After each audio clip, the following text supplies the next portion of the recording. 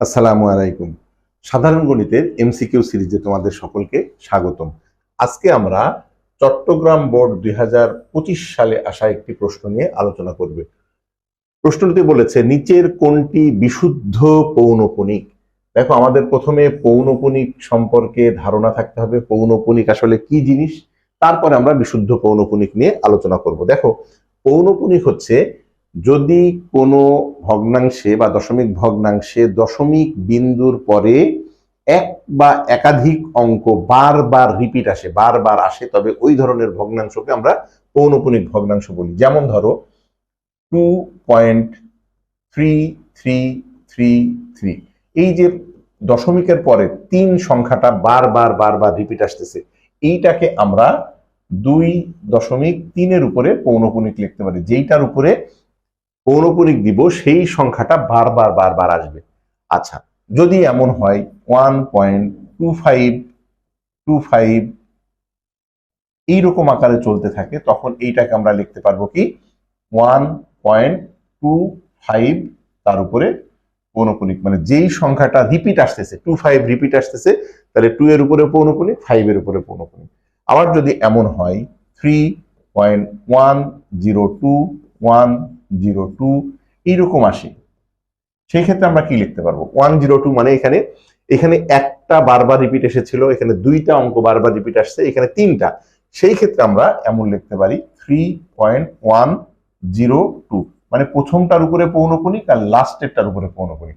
এইটা দিলে মাঝেরটার উপরে অটো পৌনঃপুনিক বোঝায়। তাহলে আমরা পৌনঃপুনিক কি বুঝলাম, যে দশমিক বিন্দুর পরে এক বা একাধিক অঙ্ক যদি বারবার রিপিট আসে, তাহলে সেই ধরনের ভগ্নাংশকে আমরা পৌনঃপুনিক ভগ্নাংশ বলবো। এখন প্রশ্নে যেটা বলেছে বিশুদ্ধ পৌনঃপুনিক কি, বিশুদ্ধ পৌনঃপুনিক হচ্ছে, তোমরা একটু খেয়াল করে দেখো, বিশুদ্ধ পৌনঃপুনিক হচ্ছে 3.24।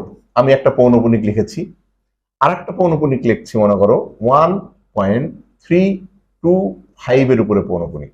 খেয়াল করে দেখো, যদি দশমিক বিন্দুর পরে কোনো সংখ্যা না থাকে, মানে দশমিকের পরে যে অঙ্কগুলো আছে সবগুলোর উপরে পৌনঃপুনিক থাকে, তাহলে এই ধরনের পৌনঃপুনিককে আমরা বিশুদ্ধ পৌনঃপুনিক বলবো। আর যদি দেখি যে দশমিক বিন্দুর পরে এক বা একাধিক অঙ্কের উপরে পৌনঃপুনিক নাই, এই লাস্টে গিয়ে একটা পৌনঃপুনিক আছে, তাহলে এই ধরনের পৌনঃপুনিককে আমরা মিশ্র পৌনঃপুনিক বলবো। আমরা মিশ্র পৌনঃপুনিক বলবো, মিশ্র পৌনঃপুনিক। তাহলে খেয়াল করো, বিশুদ্ধ পৌনঃপুনিক কোনগুলা, যে দশমিক বিন্দুর পরে যতগুলো অঙ্ক থাকবে সবগুলোর উপরেই পৌনঃপুনিক থাকতে হবে। আর দশমিক বিন্দুর পরে যদি কোনো অঙ্ক পৌনঃপুনিক ছাড়া থাকে, মানে পৌনঃপুনিক ছাড়া কোনো অঙ্ক থাকে, তাহলে ওইটাকে আমরা মিশ্র পৌনঃপুনিক বলবো। তাহলে এখন আমরা অপশনটা দেখি, এইখানে দেখো, খেয়াল করে দেখো, এখানে দশমিক বিন্দুর পরে আমাদের 2টা অঙ্ক ফাঁকা আছে, তার মানে এইটা অবশ্যই বিশুদ্ধ পৌনঃপুনিক হবে না। এইটা তো পৌনঃপুনিকই নাই, তার মানে এটা হওয়ার কোনো সুযোগ নাই।